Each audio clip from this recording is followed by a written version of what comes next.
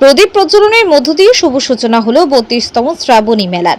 বর্ধমান উৎসব ময়দানে এই মেলার শুভ সূচনা করেন বর্ধমান দক্ষিণের বিধায়ক খোকন দাস।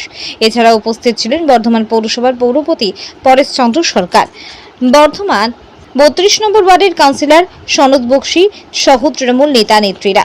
এই দিনের অনুষ্ঠানে বিধায়ক খোকন দাস বলেন, বর্ধমানের উৎসব ময়দানে আজ থেকে শুরু হলো শ্রাবণী মেলা।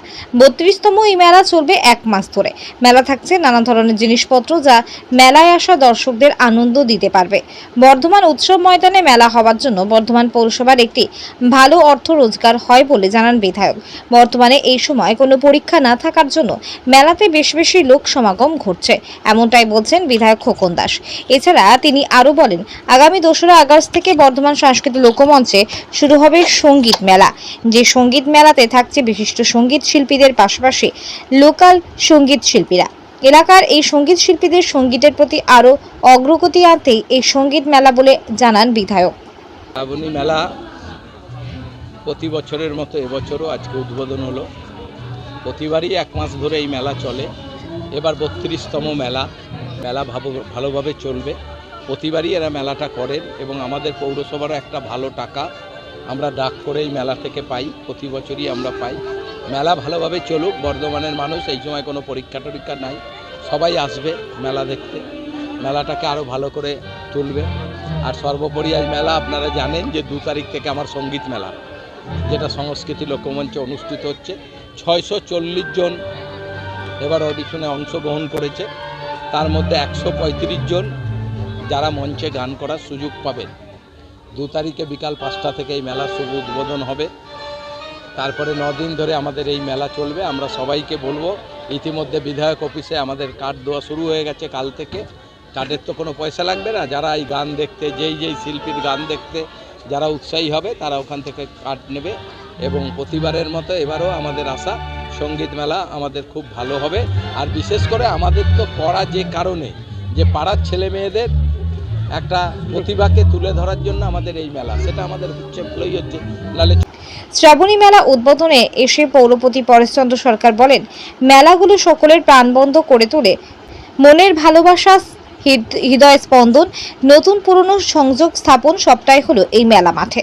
তাই মুখ্যমন্ত্রী বলেন, মেলা খেলা মানুষের খুব প্রয়োজন। বর্ধমানের মানুষ যারা সংস্কৃতি প্রেমী তারা এই মাঠে এসে বিভিন্ন উৎসবে যোগদান করতে তারা ভালোবাসে। মেলাগুলোকে প্রাণবন্ত করে তোলে এবং জীবনের চিহ্ন, মনের ভালোবাসা, হৃদয়ের স্পন্দন সব কিছুই তো মেলার মাঠেই পাওয়া যায়। পুরনোদের সঙ্গে নতুনের যোগাযোগ, সম্প্রীতি, এই যে যোগসূত্র ভালোবাসা তৈরি হওয়া আমরা এই মেলাতে এলে পাই। তা মমতা ব্যানার্জি আমাদের মাননীয় মুখ্যমন্ত্রীও তো বলেন যে মেলা এবং খেলার মধ্য দিয়েই বাংলার সংস্কৃতির যে একটা ধারা প্রবাহিত হচ্ছে। শ্রাবণী মেলার পক্ষ থেকে চিরঞ্জীব সরকার বলেন, 32তম শ্রাবণী মেলা বিশেষ আকর্ষণ হলো দুবাইয়ের ফিশ টানেল। এই টানেলের ভিতরে প্রবেশ করলে নিজেকে মনে হবে যে আপনি সমুদ্রের জলের গভীরতায় পৌঁছে গেছেন। এছাড়া মেলাতে থাকছে নানান ধরনের আরো মনোরঞ্জন করার জিনিসপত্র। বর্ধমান থেকে সঞ্জিত কুরের রিপোর্ট, বিপি নিউজ পূর্ব বর্ধমান। হচ্ছে দুবাই ফিশ টানেল। দুবাইয়ের অনুকরণে ওখানে যেরকম আন্ডার ওয়াটার একটা অ্যাকোরিয়াম আছে, তেমনি এখানে বিভিন্ন ধরনের মাছ, যেগুলো আমাদের জানা অজানা বিভিন্ন ধরনের মাছ আমরা মানে একদম যাতে মনে হবে যেন সমুদ্রের নিচে আমরা আছি, সেরকম একটা অনুভূতি দিয়ে আমরা এটাকে প্রদর্শন একটা করেছি। হচ্ছে এটা অনেক বছর আগে আসলে এই দোকানদারদের এই রথের পরে আর দুর্গাপুজোর আগে কোথায় যাওয়ার জায়গা ছিল না।